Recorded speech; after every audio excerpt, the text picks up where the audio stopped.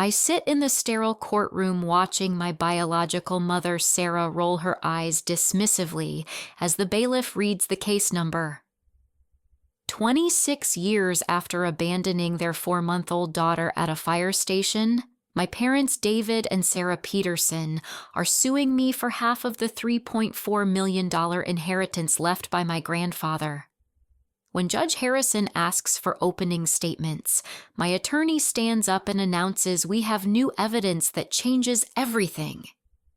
The judge's face goes pale and he immediately calls for an emergency recess. The memory of discovering my abandonment still cuts deep, even 14 years later. I was 12 when my foster mother, Carol Johnson, sat me down at our kitchen table in Springfield, Missouri, and carefully explained what the state records revealed.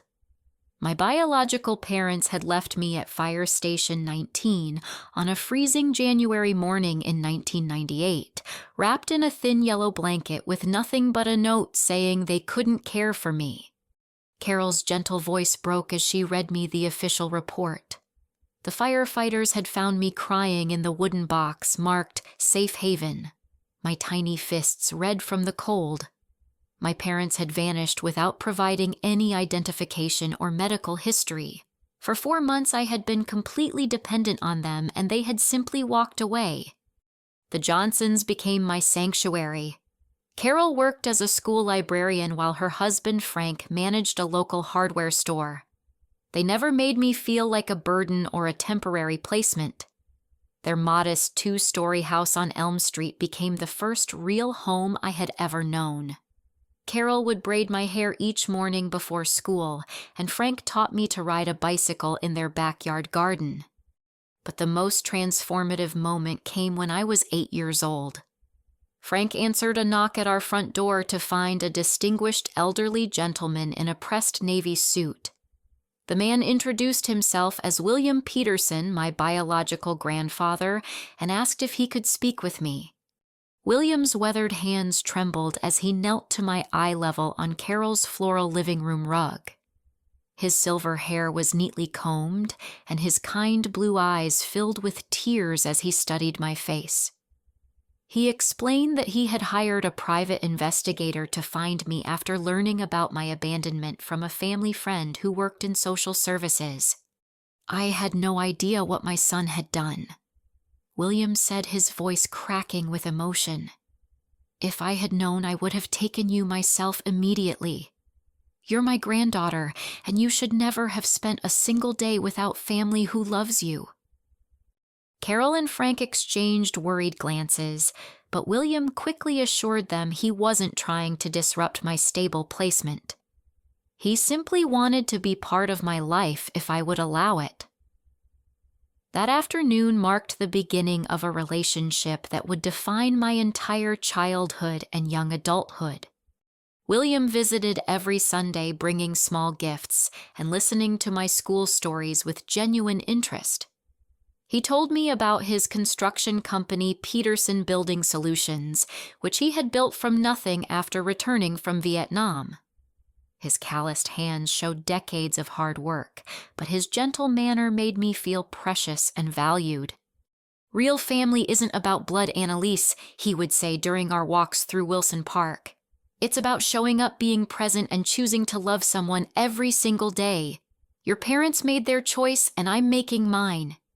As I grew older, William shared more difficult truths. He had tried repeatedly to reconcile with his son David, hoping to bring our family together. But David remained bitter and resentful, claiming William had always been too demanding and controlling. Sarah, my biological mother, supported David's animosity and actively discouraged any contact with me. I offered to pay for David's college education if he would just visit you once a month. William confided when I turned 16. He refused. I offered to buy them a house if they would let you spend holidays with us. Sarah hung up on me. The rejection stung, but William's unwavering presence softened the pain. He attended every school play, soccer game, and graduation ceremony. When I expressed interest in veterinary medicine, he immediately arranged for me to volunteer at Dr. Martinez's animal clinic downtown. During my senior year of high school, William's hands began developing a slight tremor. The diagnosis came 6 months later, early-stage Parkinson's disease. Despite my fears, William remained optimistic and determined to stay involved in my life. "This doesn't change anything between us," he assured me during one of our Sunday drives through the Missouri countryside. "I've already spoken with my attorney about making you my sole heir. You're the only real family I have, Annalise. Everything I've built should go to someone who understands the value of loyalty and love." I protested, insisting he should try once more to reconcile with David and Sarah. But William's expression grew stern and resolute. "I've given them 26 years of chances. They've made their feelings perfectly clear. You've given me more joy and purpose than anyone else in my life. This decision isn't about punishment or revenge. It's about ensuring my legacy goes to someone who will honor it properly." The conversation that changed everything happened 3 months before William's death. He invited me to dinner at his modest ranch house on Peterson Road, the property he had built himself in 1975. After Carol's pot roast and apple pie, William retreated to his home office and returned with a small digital recorder. "I need to show you something that might be painful, but you deserve to know the truth," he said, settling into his favorite leather armchair. The recording was from David's most recent phone call made just 2 weeks earlier. William's voice was calm and hopeful as he explained that my high school graduation was approaching and asked if David and Sarah would like to attend. David's response was cold and cutting. "Dad, we've been over this 1,000 times. That girl means nothing to us. She's not our responsibility anymore. Stop trying to force some fairy tale family reunion that's never going to happen." "But she's your daughter," William pleaded. "She's brilliant and kind, and she wants to become a veterinarian. She's everything you should be proud of." "She's a stranger," David replied flatly. "We made our choice 26 years ago, and we're not changing our minds now. If you want to waste your time and money on her, that's your business. But don't expect us to pretend we care." The recording ended with the harsh sound of David hanging up. William's eyes were wet as he turned off the device and looked at my stunned face. "That was his final answer, sweetheart. I've tried everything I can think of, but some people are determined to stay lost. You, on the other hand, have been found, and you're exactly where you belong." 3 days after William's peaceful death in his sleep, I received a call from his attorney, Margaret Chen. Her voice was professional but gentle as she requested my presence at the reading of William's will. I had expected a small bequest, perhaps enough for veterinary school tuition. Instead, I learned that William had left me everything Peterson Building Solutions worth $2.8 million, plus his properties and investments totaling an additional $600,000. The total inheritance was $3.4 million, and I was the sole beneficiary. Margaret's office fell silent as she finished reading the will's provisions. Then David's voice exploded from across the mahogany conference table. "This is impossible. He was my father. That inheritance belongs to his blood family." But the most shocking revelation was yet to come. Margaret calmly informed us that David and Sarah had filed a lawsuit challenging the will just 3 days after William's funeral, claiming undue influence and mental incapacity. The battle for my grandfather's legacy had already begun. William's funeral service at Springfield Memorial Chapel was sparsely attended, which broke my heart, but didn't surprise me. Besides myself and the Johnson family, only about 15 people came to pay their respects, employees from Peterson Building Solutions, longtime business associates, and neighbors who had genuinely cared about William. David and Sarah were conspicuously absent. They hadn't even bothered to send flowers or a sympathy card. Robert Mitchell Williams' business partner for over 20 years, delivered a heartfelt eulogy about Williams' integrity and generous spirit. He spoke about how William had built his company through honest work and fair dealings, never cutting corners or exploiting employees.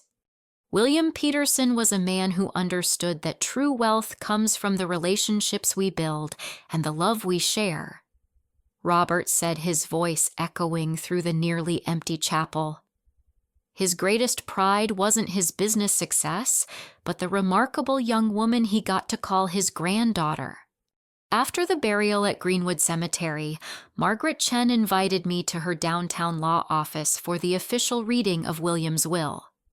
The conference room smelled like leather and coffee, with afternoon sunlight streaming through tall windows overlooking the courthouse square. I expected to be alone for this private moment, so I was startled when Margaret's secretary showed David and Sarah Peterson into the conference room just minutes before the reading began. I hadn't seen my biological parents since I was an infant, but I recognized them immediately from photographs William had shown me over the years. David looked like an older, harder version of William. His brown hair had receded significantly, and his face carried the bitter lines of someone perpetually dissatisfied with life. He wore an ill-fitting dark suit that appeared borrowed or hastily purchased.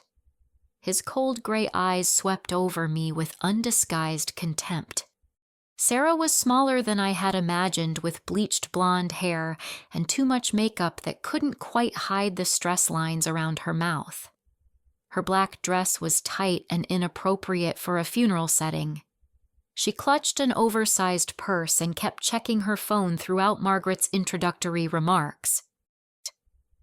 "We're here to ensure this will reading is conducted properly," David announced without any greeting or acknowledgement of my presence. "As his only son, I have legal rights that need to be protected." Margaret's professional demeanor never wavered as she began reading William's last will and testament. The document was comprehensive and precisely worded, leaving no room for misinterpretation. William had bequeathed his entire estate to me, the construction company, his house on Peterson Road, 2 rental properties downtown, and all financial accounts and investments. The silence that followed was deafening. Then Sarah's voice shattered the quiet with a shriek that made everyone in the room jump. "This is completely insane. She's not even family. She's some foster kid who manipulated a sick old man." David's reaction was more controlled but equally venomous. He leaned forward in his chair, his hands clenched into fists on the polished conference table. "My father was clearly not in his right mind when he signed this document. We're going to challenge this will on grounds of mental incapacity and undue influence. That girl spent years poisoning him against his real family." "Your father's mental capacity was thoroughly documented by his physicians right up until his death," Margaret replied calmly. "Dr. Stevens examined him just 3 months ago and found him completely lucid and capable of making legal decisions." Sarah jumped to her feet, her purse spilling its contents across the carpet. "We don't care what some small-town doctor says. We're hiring real attorneys from Kansas City who know how to handle inheritance fraud. You have every right to contest the will through proper legal channels," Margaret said. "However, I should warn you that such proceedings can be expensive and time-consuming with no guarantee of success." David stood and straightened his jacket with sharp, angry movements. "Money isn't a problem when we're fighting for what's rightfully ours. We'll see you in court, and we'll see how long this charade lasts under real legal scrutiny." As they stormed out of the conference room, Sarah turned back to glare at me with pure hatred. "You have no idea what you've gotten yourself into, little girl. We're going to expose you for exactly what you are." The heavy door slammed behind them, leaving Margaret and me alone with the echoes of their threats. Margaret poured herself a glass of water from the crystal pitcher on her desk and studied my shocked expression. "I'm sorry you had to witness that outburst," she said gently. Unfortunately, inheritance disputes can bring out the worst in people, especially when significant money is involved. What happens now? I asked, my voice barely above a whisper.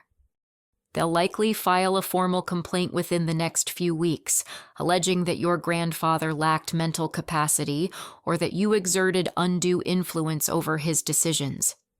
These cases can take months or even years to resolve, and they'll try to freeze the estate's assets during litigation. My hands trembled as I absorbed the implications. But William wanted me to have his legacy. He made that choice deliberately and consciously. How can they just ignore his wishes? They can't ultimately ignore his wishes, but they can make the process extremely difficult and expensive. You'll need strong legal representation and solid evidence to defend against their claims. Margaret opened a thick file folder and spread several documents across the table. Fortunately, your grandfather was very thorough in documenting his mental state and his reasons for choosing you as his heir. He anticipated this possibility and prepared accordingly. The first document was a comprehensive psychological evaluation William had undergone 6 months before his death. Dr. Patricia Williams, a licensed neuropsychologist from Columbia, had conducted extensive testing and found William to be mentally sharp and fully competent. He also kept detailed journals documenting every interaction with David and Sarah over the past 5 years. Margaret continued. The entries show a clear pattern of their rejection and his growing disappointment with their behavior. But the most damaging evidence came in the form of financial records Margaret pulled from a separate folder. David had borrowed $50,000 from William 3 years earlier to cover gambling debts, signing a promissory note with specific repayment terms. He's never repaid a single dollar, Margaret explained. William eventually wrote off the debt, but he documented David's broken promises and continued financial irresponsibility. The legal papers arrived exactly 1 week later, served by a stern-faced process server who interrupted my shift at Dr. Martinez's veterinary clinic. The lawsuit alleged that I had systematically manipulated and coerced an elderly man suffering from diminished mental capacity and demanded that the court void William's will entirely. That evening, I sat alone in William's house, surrounded by boxes of his personal belongings and the weight of an uncertain future. Carol and Frank had offered to let me move back to their house during the legal battle, but I felt drawn to stay in the place where William had been happiest. The house felt different without his presence. His favorite coffee mug still sat on the kitchen counter, and his reading glasses remained folded on the table beside his leather armchair. I walked through rooms filled with memories of our Sunday visits and holiday dinners, remembering his laughter and his patient guidance through my teenage struggles. In his home office, I discovered something that changed my perspective on the entire situation. Hidden behind a filing cabinet, William had installed a small wall safe that Margaret hadn't mentioned during our meeting. The combination was my birthday, 08/15/1998. Inside the safe, I found a manila envelope containing documents that revealed the true extent of David and Sarah's betrayal. Bank statements showed that Sarah had forged William's signature on checks totaling nearly $8,000 over the past 2 years. Security camera footage from William's house showed her stealing family heirlooms during what was supposed to be a reconciliation visit. But the most devastating evidence was a handwritten letter from David dated just 6 months before William's death.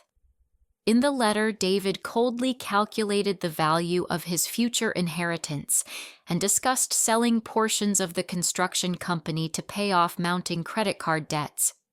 "The old man can't live forever," David had written to an unnamed recipient.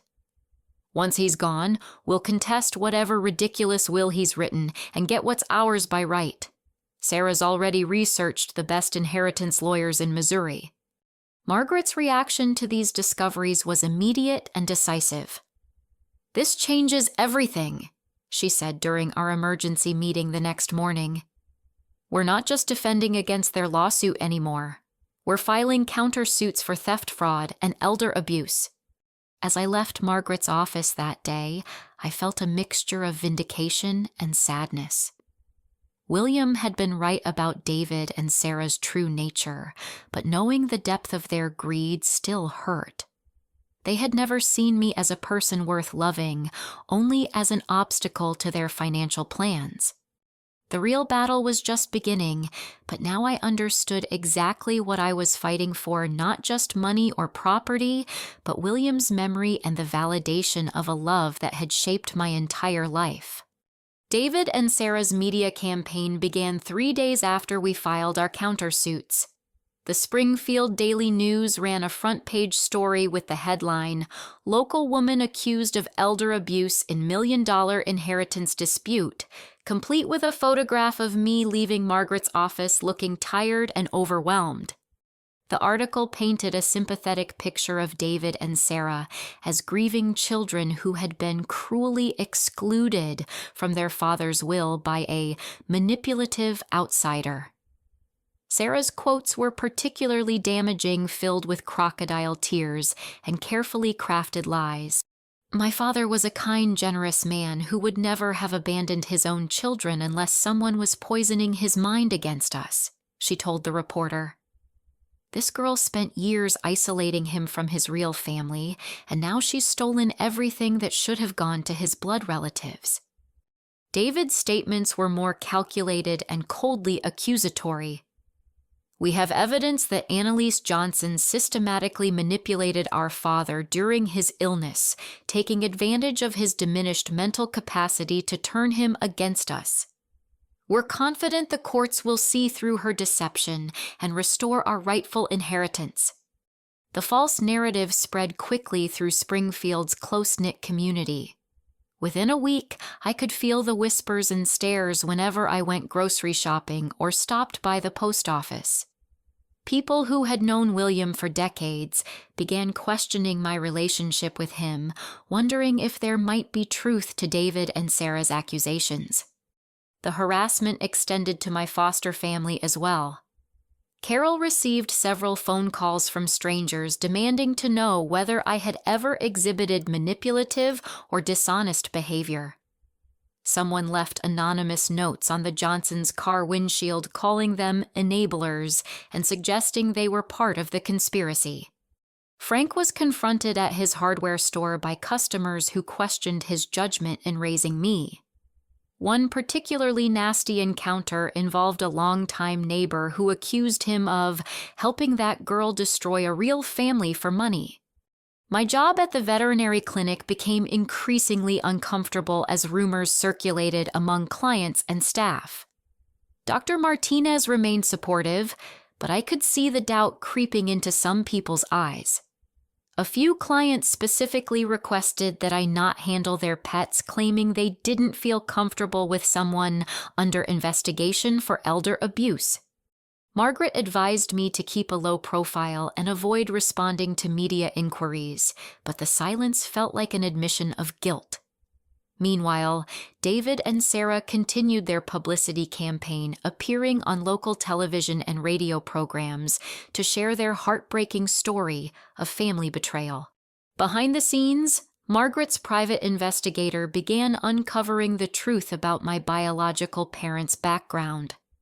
The findings painted a picture of chronic financial irresponsibility and self-destructive behavior that completely contradicted their public image as devoted children. David had filed for bankruptcy twice in the past 15 years, losing 2 different houses to foreclosure and accumulating massive credit card debts through gambling and poor investment decisions. Court records showed multiple lawsuits from creditors, including a particularly damaging case where he had defaulted on a $40,000 loan from his former business partner. Sarah's history was equally problematic. She had been arrested 3 times for shoplifting, twice for prescription drug abuse, and once for writing bad checks. Her employment record showed a pattern of being fired from retail positions for theft or unreliability. Most significantly, Margaret discovered that David and Sarah had been pressuring William for money constantly over the past 5 years. Bank records revealed dozens of emergency loans, totaling more than $75,000, none of which had ever been repaid. Robert Mitchell Williams' business partner provided crucial testimony about the extent of David's financial desperation. During a private meeting at Margaret's office, Robert explained how David had repeatedly tried to leverage his future inheritance to secure business loans. About 2 years ago, David approached several banks claiming he would inherit a controlling stake in Peterson Building Solutions, Robert revealed. He tried to use that imaginary inheritance as collateral for a $250,000 loan to start some kind of get-rich-quick investment scheme. "Did William know about these attempts?" Margaret asked. "Absolutely. The bank manager was a friend of William's and called him directly to verify the claims. William was furious and heartbroken. He told me that was the final straw in his relationship with David." Even more damaging evidence emerged from William's longtime physician, Dr. Stevens, who had treated him for over 20 years. Dr. Stevens' medical records documented multiple instances where William had sought treatment for stress-related symptoms directly caused by David and Sarah's behavior.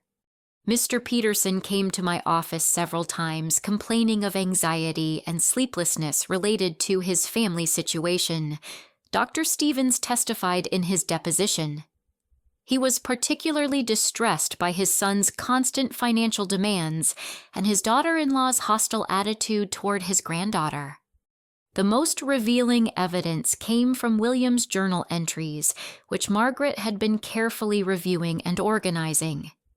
The handwritten pages documented years of William's attempts to maintain relationships with David and Sarah, along with his growing realization that they were only interested in his money. One entry from 2 years before his death was particularly poignant. "Called David today to wish him happy birthday. He barely acknowledged my greeting before asking for $15,000 to invest in some cryptocurrency scheme. When I suggested he get a steady job instead, he accused me of being selfish and controlling. Sarah grabbed the phone and started screaming about how I care more about that foster kid than my own son. The conversation ended with David hanging up on me.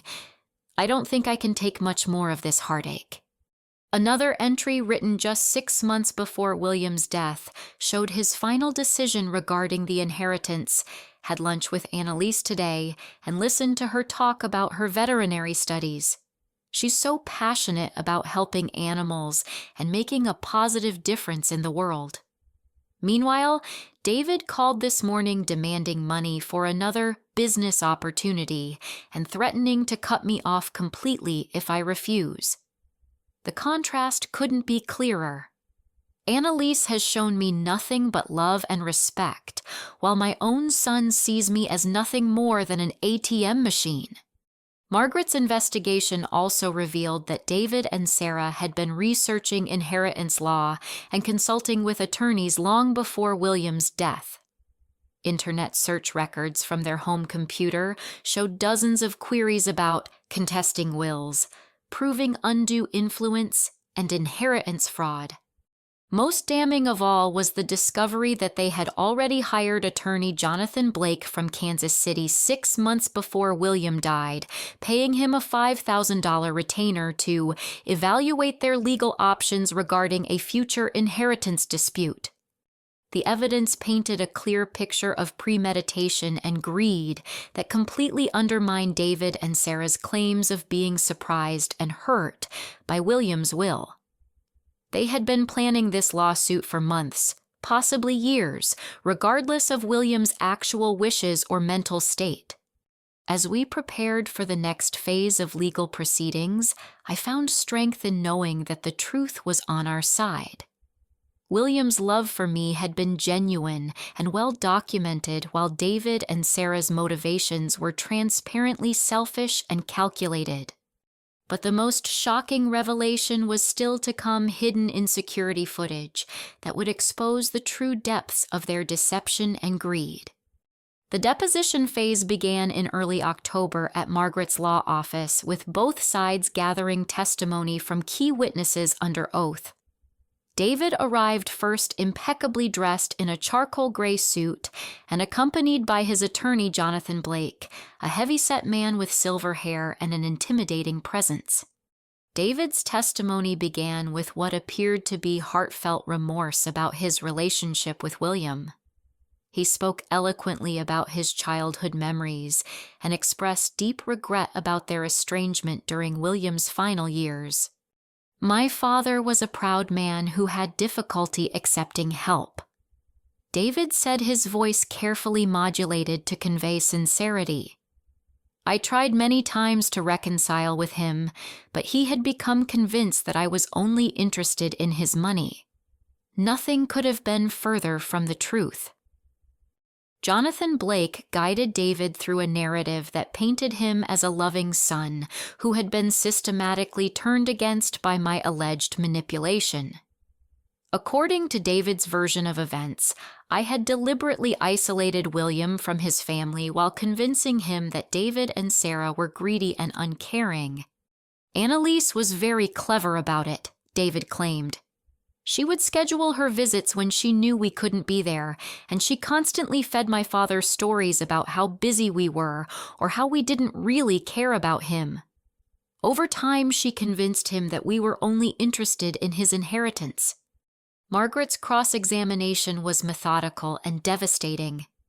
She began by presenting David with bank records showing his repeated requests for money from William over the past 5 years. "Mr. Peterson, these records indicate that you contacted your father requesting financial assistance approximately 47 times between 2019 and 2024. Is that accurate?" David shifted uncomfortably in his chair. "I may have asked for help occasionally during difficult periods, but that's what family does. We support each other." "Would you characterize $75,000 in unpaid loans as occasional help?" "My father was a wealthy man who could afford to help his son during temporary setbacks. I always intended to repay those loans when my financial situation improved." Margaret then produced the promissory note David had signed for the $50,000 gambling debt, along with bank records showing he had never made a single payment toward the principal or interest. "When exactly did you plan to begin repaying this debt, Mr. Peterson? Your father died 3 years after this note was signed, and our records show no payments whatsoever." David's composure began to crack as Margaret continued her relentless questioning. She presented evidence of his bankruptcy filings, his attempts to use William's business as loan collateral, and his pattern of financial irresponsibility. But the most damaging moment came when Margaret played a recorded phone conversation between David and a creditor made just 2 weeks after William's death. In the recording, David boasted about his upcoming inheritance settlement and promised to pay off his debts as soon as the legal issues are resolved. "I don't recall that specific conversation," David stammered, his face flushing red with embarrassment and anger. "Mr. Peterson, are you claiming this is not your voice on the recording?" "I may have been optimistic about resolving the estate issues, but that doesn't mean I was counting on my father's money to solve my problems." Sarah's deposition was scheduled for the following week, but her emotional breakdown began almost immediately after she was sworn in. Unlike David's calculated performance, Sarah appeared genuinely distressed and unprepared for the intensity of legal questioning. Margaret began with basic questions about Sarah's relationship with William and her involvement in family decisions. Sarah's answers were inconsistent and contradictory, revealing significant gaps in her knowledge about William's health interests and daily life. "Mrs. Peterson, when was the last time you visited your father-in-law before his death?" Sarah fidgeted with her jewelry and avoided eye contact. I'm not sure exactly. Sometime last year, I think. Would it refresh your memory if I told you that William's calendar shows your last visit was in March of 2022, nearly 2 years before his death? That might be right. We were very busy with our own lives. Margaret then presented evidence of Sarah's theft from William's house, including security camera footage showing her removing valuable items during what was supposed to be a friendly visit. Mrs. Peterson, can you explain why you removed your father-in-law's antique pocket watch and his mother's jewelry from his house without his permission? Sarah's facade of innocence crumbled completely. Those were family heirlooms. They belonged to David's family, and we had every right to preserve them. Did you ask William's permission before taking these items? He was getting forgetful and might have lost them. We were protecting them for the family. The questioning continued for 3 grueling hours, during which Sarah admitted to forging William's signature on multiple checks, stealing family photographs, and actively discouraging David from maintaining contact with me. You testified earlier that you supported your husband's efforts to reconcile with his father. How do you reconcile that statement with this email you sent to David advising him to stop wasting time on the old man and his pet project? Sarah's breakdown accelerated as Margaret methodically destroyed every aspect of her fabricated narrative. By the end of the session, Sarah was sobbing uncontrollably and admitting to years of deception and manipulation. "We needed the money," she finally screamed. "We've been drowning in debt for years, and David's father was just sitting on millions of dollars while his own son struggled to keep a roof over his head." The most shocking revelation came during Sarah's emotional collapse, when she accidentally disclosed information that hadn't been part of the original lawsuit. In her desperation to justify their actions, Sarah revealed that they had been planning to challenge William's will for months before his death. "We hired Mr. Blake 6 months ago because we knew the old man was planning to cut us out." Sarah sobbed. "David found some lawyer documents in his father's house about changing his will, so we had to protect ourselves." Margaret and I exchanged significant glances as Sarah realized she had just admitted to premeditated fraud. Jonathan Blake frantically tried to stop his client from making further damaging admissions, but Sarah was beyond controlling. The deposition concluded with Sarah's complete confession about their scheme to contest the will, regardless of William's actual mental state or wishes. She admitted they had researched nursing homes with the intention of having William declared incompetent, and she revealed their plan to split any recovered inheritance to pay off their mounting debts. Dr. Stevens provided expert testimony about William's mental acuity during his final months, presenting comprehensive medical records that documented his sharp cognitive function right up until his death. The neuropsychological evaluation performed 6 months before William's death showed test scores consistent with superior mental functioning for his age group. "Mr. Peterson was one of the most mentally sharp patients I've ever treated," Dr. Stevens testified. "His memory was excellent, his judgment was sound, and he demonstrated clear understanding of complex financial and legal matters.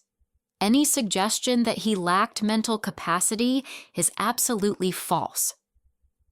Robert Mitchell's testimony provided powerful insight into William's emotional state and his reasons for choosing me as his heir.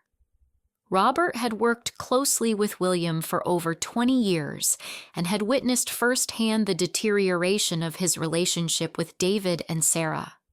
"William talked about Annalise constantly," Robert explained. "She was the light of his life, and he was incredibly proud of her accomplishments. He often said she was the daughter he'd always wanted but never had." Did Mr. Peterson ever express doubts about his decision to leave his estate to Annalise? Never. If anything, he became more confident in that decision as time went on. He saw how David and Sarah treated him, and he saw how much Annalise genuinely loved and respected him. The choice was obvious to anyone who knew the situation. The final piece of devastating evidence emerged from Margaret's investigation into David and Sarah's recent activities. Security footage from Riverside Casino taken just 3 days after William's funeral showed David gambling away thousands of dollars while publicly claiming poverty to justify the inheritance lawsuit. The footage showed David at a high-stakes poker table confidently betting large amounts and bragging to other players about his guaranteed payday from his father's estate. Casino records indicated he had lost over $12,000 in a single evening, money that could have been used to pay off the debts he claimed were driving their desperation. As we prepared for trial, the evidence against David and Sarah had become overwhelming. Their own admissions and documented behavior had completely undermined their claims of being loving, financially responsible children who had been wrongfully excluded from William's will. But Margaret warned me that desperate people often resort to extreme measures when their backs are against the wall. David and Sarah's next move would prove just how far they were willing to go to steal my grandfather's legacy. The threatening phone call came at 11:30 on a Tuesday night, jolting me awake from restless sleep in William's bedroom. I had been staying in his house for 2 months, finding comfort in his familiar surroundings while we prepared for trial. "You need to be smart about this situation, Annalise." David's voice was cold and menacing, lacking any pretense of familial concern. "There are things you don't understand about my father's business dealings, and if this case goes to trial, some very unpleasant information might come to light." My hands trembled as I reached for the lamp beside William's bed. "What are you talking about?" "What business dealings?" "Let's just say that $3.4 million isn't worth risking your reputation or your safety. Take the settlement offer we made through our lawyers. Half the estate is more than generous for someone who has no legal claim to any of it." "William wanted me to have his legacy. I'm not giving up what he worked his entire life to build." David's laugh was harsh and bitter. "My father was a sentimental old fool who let his emotions cloud his judgment. But you're young, and you have your whole life ahead of you. Don't be stupid enough to throw that away over money that was never meant for you." The implicit threat in his words made my stomach clench with fear. "Are you threatening me?" "I'm giving you friendly advice. Accidents happen to people who get too greedy and stubborn.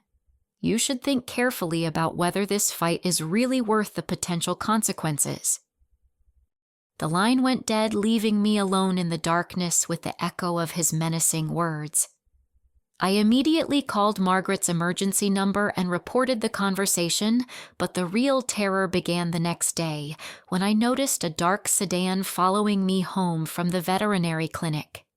The car stayed 3 or 4 vehicles behind me but matched every turn I made through Springfield's residential streets. When I pulled into William's driveway and hurried inside the sedan parked across the street for nearly an hour before driving away, Margaret took my concerns seriously and advised me to contact the Springfield Police Department to file a harassment report. Detective Barnes, a soft-spoken woman in her 40s, listened to my account with professional attention and recommended installing a security system immediately. "Inheritance disputes can escalate quickly when large amounts of money are involved," Detective Barnes explained. "Even family members can become dangerous when they feel desperate enough. We'll increase patrol frequency in your neighborhood, but you should take personal safety precautions as well."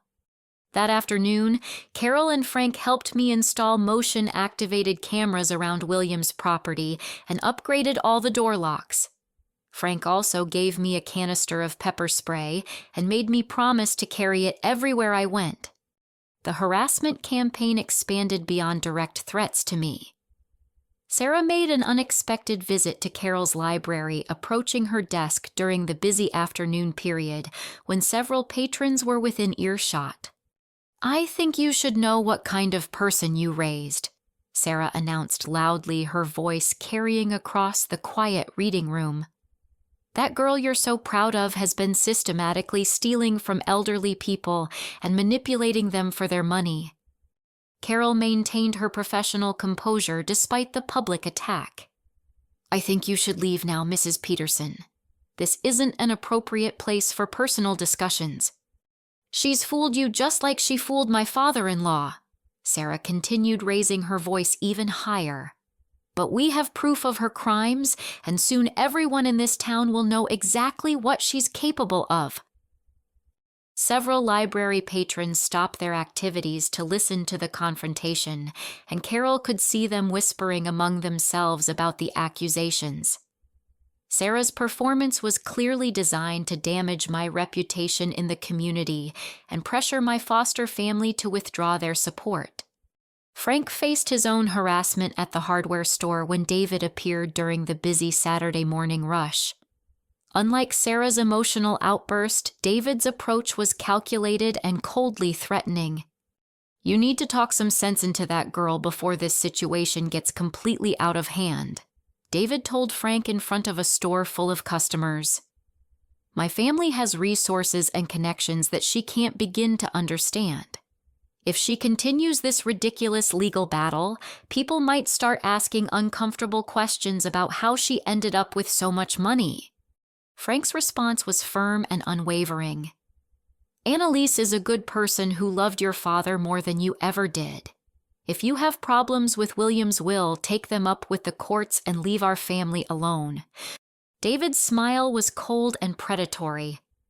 Your family is about to learn some very expensive lessons about getting involved in situations that don't concern them. Margaret's investigation into David and Sarah's recent activities revealed the extent of their desperation. They had been researching my daily routine, following me to work, and documenting my movements in preparation for some unknown scheme. More disturbing was the discovery that David had been contacting William's business clients and suppliers, attempting to spread rumors about the company's stability under my ownership. Several contractors received phone calls suggesting that Peterson Building Solutions was in financial trouble and might not be able to complete contracted projects. David's trying to damage the company's value before the trial, Robert explained during an emergency meeting at Margaret's office. If he can convince clients to cancel contracts or demand immediate payment, it could create cash flow problems that would force you to sell assets. Margaret immediately filed for restraining orders against both David and Sarah, prohibiting them from contacting me, my foster family, or any business associates connected to William's estate. Judge Harrison granted the orders and warned David and Sarah's attorney that any further harassment would result in contempt of court charges. But the most significant breakthrough came from an unexpected source. Dr. Martinez called me at home 3 days after the restraining orders were issued, his voice filled with concern and confusion. Annalise, I think there's something you need to know about a conversation I had with a woman claiming to be your mother, he said. She offered me $5,000 to sign a statement saying you had exhibited concerning behavior while working at my clinic.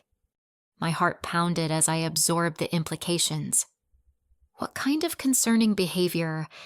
She wanted me to say that you had been stealing medications and showing signs of mental instability. When I refused and told her the conversation was inappropriate, she became angry and accused me of being part of some conspiracy to cover up your crimes. This revelation provided crucial evidence of David and Sarah's willingness to commit fraud and bribery to support their case. Margaret immediately contacted Dr. Martinez to arrange for him to provide a sworn statement about Sarah's attempted bribery. The investigation took an even more dramatic turn when Margaret's private investigator discovered that David had been researching inheritance fraud and elder abuse staging on public library computers, apparently trying to avoid leaving electronic evidence on his home devices. Library security footage showed David spending hours at computer terminals printing articles about successful inheritance challenges and strategies for proving mental incapacity. The timestamps on the footage revealed that these research sessions had been ongoing for over 8 months long before William showed any signs of declining health. Most damning of all was the discovery of a second safe deposit box registered under William's name at First National Bank downtown. Margaret had found the key hidden in William's desk drawer, along with a handwritten note explaining its purpose. The safe deposit box contained William's final gift to me, a detailed video testimony recorded specifically for the inheritance trial he knew was coming. The 45-minute recording showed William sitting in his home office, speaking directly to the camera with complete mental clarity and emotional conviction. If you're watching this video, it means David and Sarah have done exactly what I expected them to do. William's recorded voice filled Margaret's conference room. They've challenged my will and claimed that I wasn't competent to make decisions about my own estate. William went on to explain his reasons for choosing me as his sole heir, detailing years of David and Sarah's financial irresponsibility and emotional manipulation. He provided specific examples of their attempts to exploit him for money and their cruel rejection of any relationship with me. "Annalise has brought me more joy and purpose than anyone else in my life," William said, looking directly into the camera with tears in his eyes. "She's shown me what real love and loyalty look like. My decision to leave her my estate isn't about punishment or revenge. It's about ensuring that my life's work goes to someone who will honor it and use it to make the world a better place." The video concluded with William's direct message to David and Sarah. "You made your choices about what kind of family you wanted to be. Now live with the consequences of those choices. Annalise is my true heir in every way that matters." As we prepared for the final phase of litigation, Margaret discovered one last piece of evidence that would prove David and Sarah's scheme went far deeper than we had ever imagined. The revelation would shock everyone involved and finally expose the true depths of their greed and criminal intent. Judge Harrison ordered a comprehensive psychological evaluation of me in response to David and Sarah's claims that I suffered from personality disorders that made me capable of elder manipulation. The evaluation was scheduled with Dr. Patricia Williams, the same neuropsychologist who had assessed William's mental capacity 6 months before his death.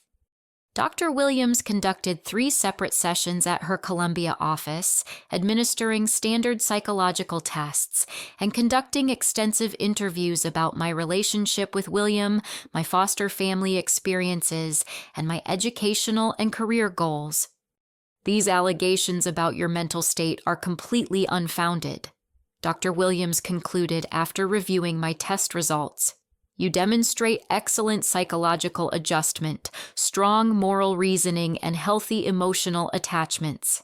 There's absolutely no evidence of manipulative tendencies or antisocial behavior." Her written report thoroughly debunked David and Sarah's attempts to portray me as mentally unstable. Dr. Williams noted that my grief over William's death was entirely appropriate and that my commitment to honoring his legacy showed mature emotional processing. But David and Sarah's desperation led them to even more extreme measures. Margaret received a call from Springfield Police Detective Barnes, informing us that 2 of William's former employees had come forward with disturbing information about attempted bribery. Tom Bradley, who had worked construction for William for 15 years, reported that David had approached him at a local restaurant with an offer of $2,000 to testify that William had seemed confused and forgetful during his final months on the job. David told me that all I had to say was that Mr. Peterson repeated himself a lot and sometimes forgot important details about projects, Tom explained to Detective Barnes. When I told him that wasn't true, and Mr. Peterson was sharp as ever right up until he died, David got angry and said I was making a big mistake. Mike Stevens Williams' longtime foreman received a similar approach from Sarah, who offered him $1,500 to claim that I had been present during business meetings and had influenced Williams' decisions inappropriately. Mrs. Peterson said all I had to do was sign a statement saying that Annalise was always whispering in Mr. Peterson's ear and trying to turn him against his family, Mike reported. She got really upset when I told her that wasn't true and that Mr. Peterson always spoke about Annalise with nothing but love and pride. Both men had secretly recorded their conversations with David and Sarah, providing law enforcement with clear evidence of attempted witness tampering and bribery. Detective Barnes assured Margaret that criminal charges would be filed against both defendants. The situation escalated dramatically when Sarah was arrested at the Springfield airport, attempting to board a flight to Las Vegas with 2 suitcases full of clothes and jewelry. Airport security discovered she was carrying over $8,000 in cash and had purchased a one-way ticket under an assumed name. During questioning, Sarah broke down completely and confessed that she and David had been planning to flee the country if the trial didn't go in their favor. She revealed that David had already transferred their remaining assets to offshore accounts and had been researching countries without extradition treaties. David said if we couldn't get the inheritance through the courts, we'd take what we could and disappear before anyone could stop us. Sarah sobbed to Detective Barnes. He told me to pack everything valuable and be ready to leave at a moment's notice. Sarah's arrest and confession created an opportunity for law enforcement to offer her a plea bargain in exchange for full cooperation against David. Faced with the possibility of federal fraud charges and years in prison, Sarah agreed to provide complete testimony about their entire scheme. Her detailed statement to Margaret and Detective Barnes revealed the stunning scope of David and Sarah's criminal planning. They had begun plotting against William's will more than a year before his death, researching inheritance law and consulting with multiple attorneys about strategies for challenging his mental capacity. David was convinced that his father was going to leave everything to Annalise, so we started planning how to fight it, Sarah confessed. We hired Mr. Blake and paid him a retainer to be ready to file the lawsuit as soon as the will was read. Even more shocking was Sarah's revelation about David's plan to have William committed to a nursing home against his will. They had consulted with a corrupt physician who was willing to falsify medical records claiming William was suffering from dementia. The doctor wanted $25,000 to sign papers saying Mr. Peterson was incompetent, Sarah explained. David was going to use that to get legal guardianship and control his father's finances directly. Sarah also disclosed that David had taken out a life insurance policy on William without his knowledge, using forged medical documents to obtain coverage and listing himself as the sole beneficiary. The policy was worth $500,000 and had been purchased just 8 months before William's death. David said it was insurance in case the inheritance plan didn't work out, Sarah continued. He figured we could collect the life insurance money and disappear before anyone discovered the fraud. Margaret immediately contacted the insurance company and federal authorities about the fraudulent policy. The insurance fraud investigation would add additional criminal charges to David's growing legal problems. With Sarah's cooperation, law enforcement was able to freeze David's offshore accounts and issue federal warrants for his arrest on charges of wire fraud, money laundering, and attempted murder through insurance fraud. David was arrested at a motel in Memphis, Tennessee, where he had been hiding for 2 weeks after Sarah's airport arrest. Federal agents discovered he had been living under a false identity and carrying fake identification documents. During his arrest, David was found with detailed plans for staging William's death to look like an accident, along with research about untraceable poisons and methods for avoiding detection during post-mortem examinations. The evidence revealed that David and Sarah's scheme went far beyond simple inheritance fraud. They had been planning to murder William and collect both the life insurance money and a contested inheritance using my supposed manipulation as cover for their crimes. Margaret's final preparation for trial included organizing William's video testimony, Sarah's complete confession, and the overwhelming evidence of David and Sarah's criminal conspiracy. Dr. Williams's psychological evaluation of me would counter any remaining claims about my mental state or capacity for manipulation. Robert Mitchell agreed to testify about William's genuine love for me and his pride in my accomplishments. Dr. Stevens would provide expert testimony about William's excellent mental health during his final months. The most powerful evidence would be William's own words from his video testimony explaining his deliberate and carefully considered decision to make me his sole heir. His recorded statement would allow him to speak directly to the court about his relationship with David and Sarah and his reasons for excluding them from his will. As the trial date approached, Margaret felt confident that we had more than enough evidence to defend William's will and expose David and Sarah's criminal behavior.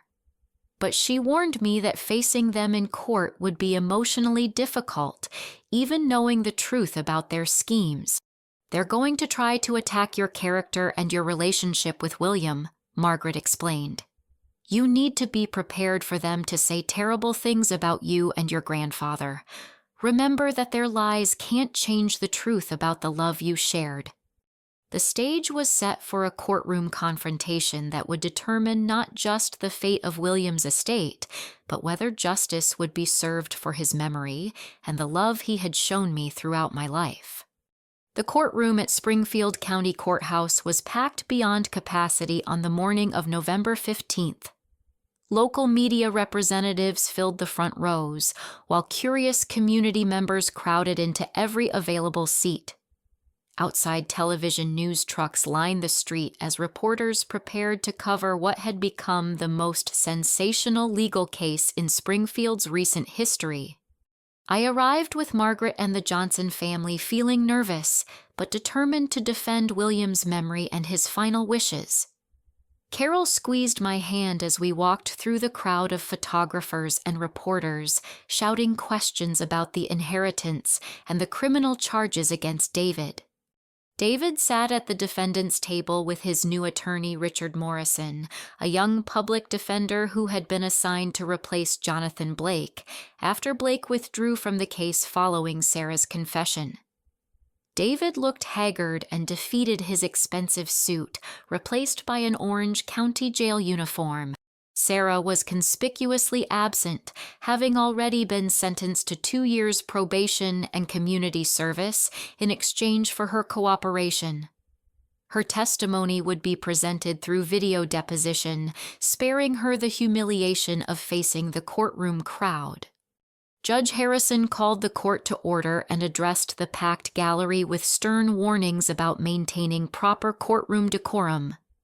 The media attention had turned the inheritance dispute into a public spectacle, but the judge made clear that disruptions would not be tolerated. "This court will determine the validity of William Peterson's last will and testament based solely on the evidence presented," Judge Harrison announced. "We are not here to provide entertainment or sensationalism. We are here to ensure that justice is served and that Mr. Peterson's final wishes are honored." Margaret's opening statement was clear and compelling, outlining the evidence that would prove William's mental competency and his deliberate decision to make me his sole heir. She explained how David and Sarah's criminal behavior had proven William's wisdom in excluding them from his inheritance. "The evidence will show that William Peterson was a loving grandfather who made a carefully considered decision about his legacy," Margaret told the jury. His choice was based on 26 years of observing the character and behavior of all parties involved. Annalise Johnson earned his love and trust through loyalty, kindness, and genuine affection.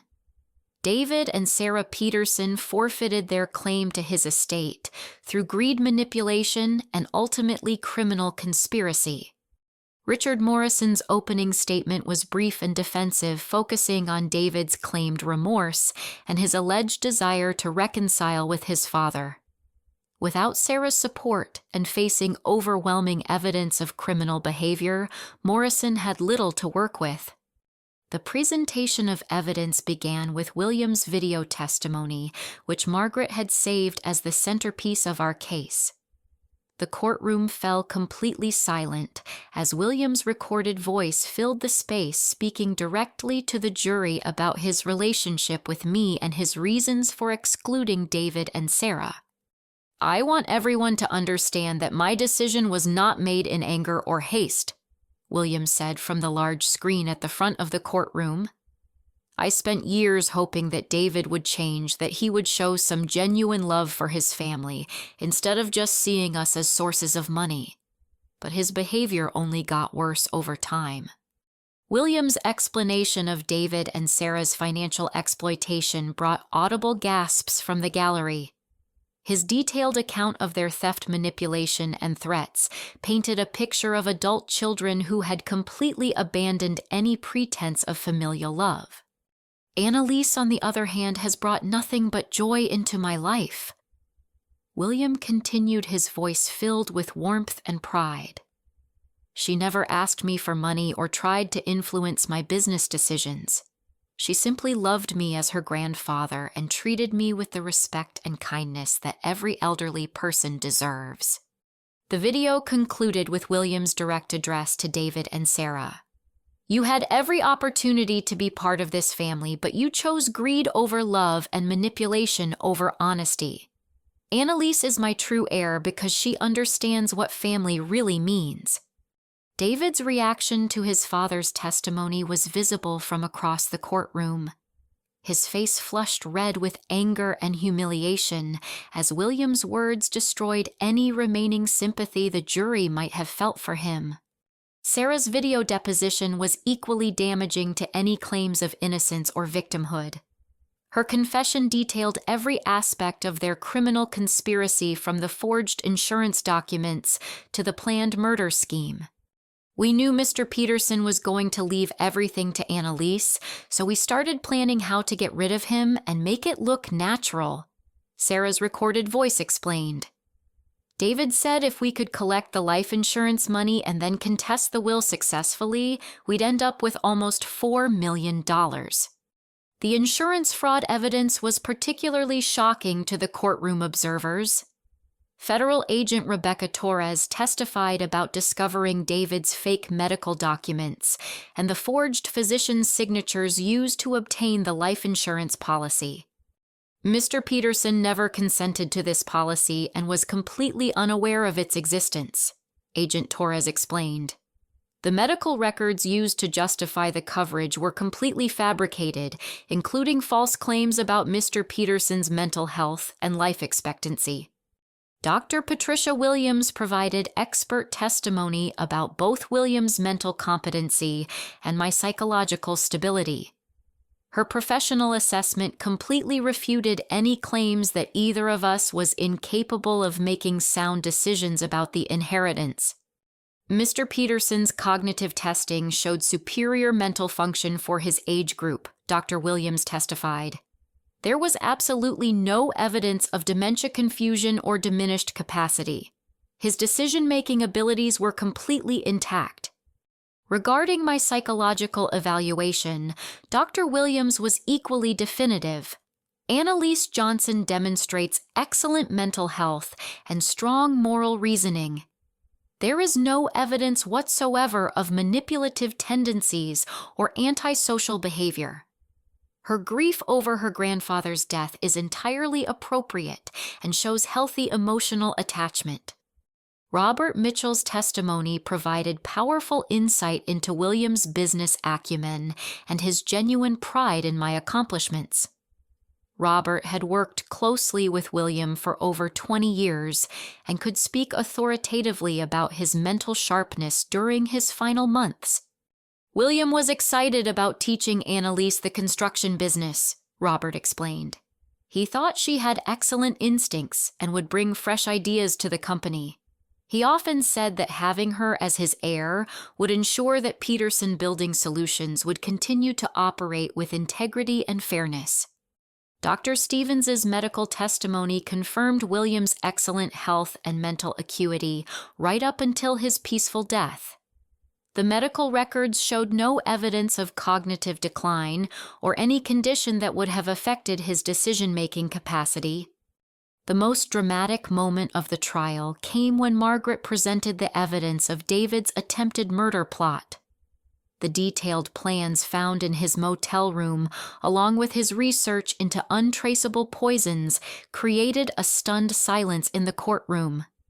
The defendant wasn't content to simply steal his father's inheritance, Margaret told the jury. He was planning to murder him and make it appear natural, then use the victim's supposed mental incapacity as justification for challenging the will he had already killed to prevent. Richard Morrison's defense of David was virtually non-existent. Faced with overwhelming evidence of criminal conspiracy and attempted murder, he could only ask the court for mercy based on David's claimed mental health issues and substance abuse problems. Judge Harrison's ruling was swift and unequivocal. After deliberating for less than 2 hours, the court upheld William's will in its entirety and dismissed all claims against the estate. The evidence presented in this case reveals one of the most disturbing examples of family exploitation and criminal conspiracy I have encountered in my 20 years on the bench, Judge Harrison stated. William Peterson's will was the product of a sound mind and a loving heart. His decision to leave his estate to Annalise Johnson was entirely justified by the evidence of her character and the criminal behavior of the other parties. The court also awarded me additional damages to cover all legal fees and court costs, ruling that David and Sarah's frivolous lawsuit had caused unnecessary expense and emotional distress. David was immediately remanded to federal custody to await sentencing on the insurance fraud and conspiracy charges. Federal prosecutors indicated he would likely face 15 to 20 years in prison for his crimes. The courtroom erupted in applause as Judge Harrison banged his gavel to conclude the proceedings. Margaret embraced me as reporters rushed toward us with questions and cameras. Outside the courthouse, I made a brief statement to the gathered media focusing on my gratitude for justice and my commitment to honoring William's legacy.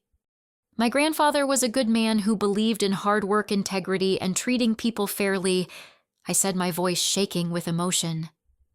I'm grateful that the court has upheld his wishes and exposed the truth about what really happened.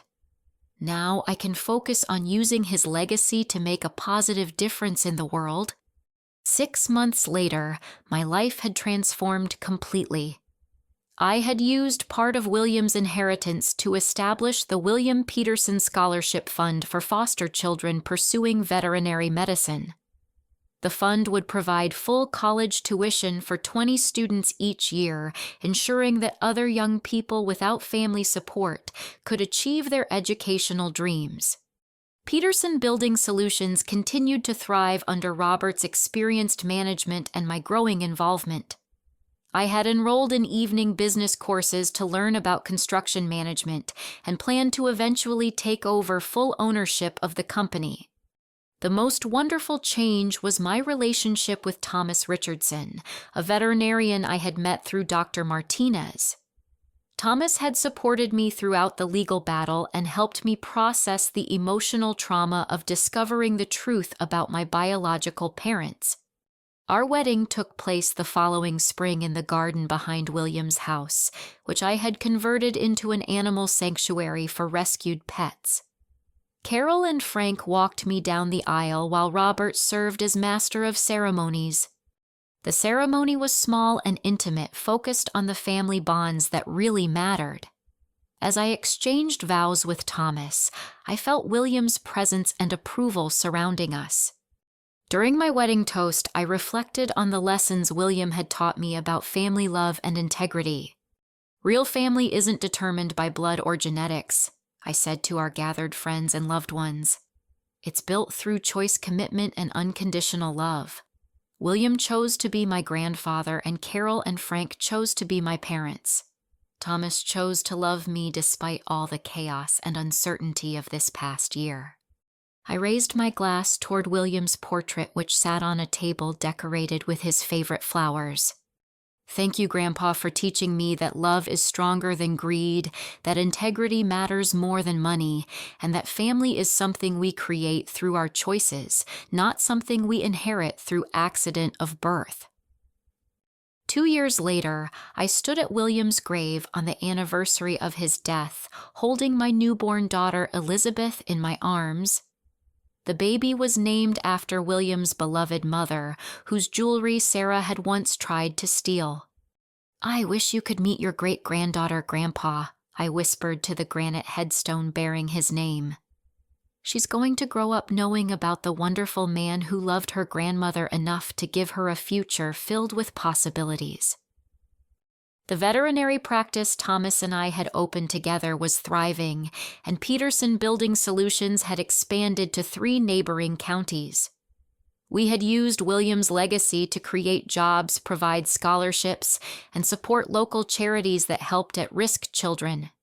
Every decision I made was guided by the values William had taught me: treat people fairly, work hard for what you achieve, and never forget that love is the most important inheritance anyone can leave behind. As I walked back to my car with baby Elizabeth sleeping peacefully in her carrier, I felt profound gratitude for the journey that had brought me to this moment. William's love had sustained me through abandonment, guided me through betrayal, and ultimately led me to a life filled with purpose and joy. David remained in federal prison, serving a 20-year sentence for fraud and conspiracy charges. Sarah had completed her community service and moved to another state, disappearing from Springfield entirely. Their absence from my life felt like a final gift from William, proof that sometimes the most loving thing family can do is let go of people who refuse to honor the bonds that really matter. The $3.4 million inheritance had given me financial security, but William's true legacy was much more valuable. The knowledge that love chosen freely is infinitely more powerful than love demanded by biology, and that integrity and kindness will always triumph over greed and manipulation. As I drove home to my husband and my growing family, I smiled at the thought that William's love would continue through generations passed down, not through genetics, but through the values and principles he had taught me during our Sunday afternoon conversations and holiday dinners. His legacy lived on in the scholarship recipients pursuing their dreams, the employees building homes with integrity, and the rescue animals finding safety in the sanctuary he had made possible. Most importantly, his legacy lived on in the love I would share with my daughter, teaching her the same lessons about family loyalty and the power of choosing to care for others unconditionally. That was the inheritance that truly mattered, and it was worth far more than any amount of money could ever buy. I want to ask you all, have you ever experienced a situation where someone tried to take something that was rightfully yours? How did you stand up for yourself and protect what mattered most to you? Please share your thoughts in the comments below. I'd love to hear your stories and perspectives. If this story touched your heart or reminded you of the importance of standing up for what's right, please hit the like button to show your support. And if you want to hear more stories about overcoming betrayal and finding justice, don't forget to subscribe to this channel and ring the notification bell so you never miss an update. Finally, please share this story with friends and family who might need a reminder that love chosen freely is always stronger than love demanded by obligation. Your support means the world to me, And I'm grateful for each of you who takes the time to listen to these stories and share your own experiences. Thank you so much for being part of this journey with me, and I wish you all the love, courage, and strength to build the kind of family bonds that can never be broken by greed or selfishness. Until next time, take care of yourselves and the people who truly matter in your lives.